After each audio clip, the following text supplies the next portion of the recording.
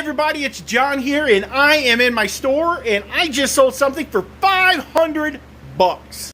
It is absolutely huge, and it's going to cost me a crazy amount of money to ship it.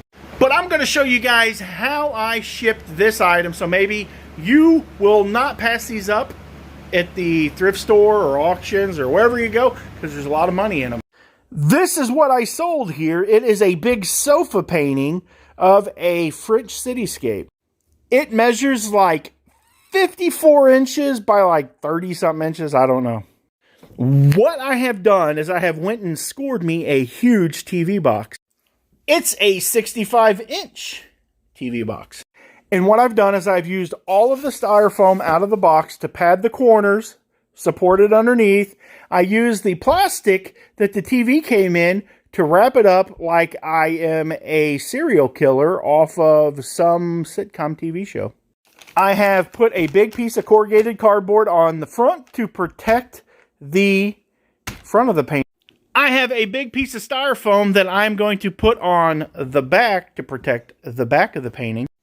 I have also wrapped it really tightly with this watertight, hopefully, cellophane, and I will be using these corner pieces to go on the picture frame just like that. This item is going to be really expensive to ship. It's going to be about $150. Typically, I'll use a website called pirateship.com, and they will give me a better rate than even the eBay rate. But there's like an $85 charge on this item because it's too big, and it's going all the way to Florida. But at the end of the day, I sold this item for $500.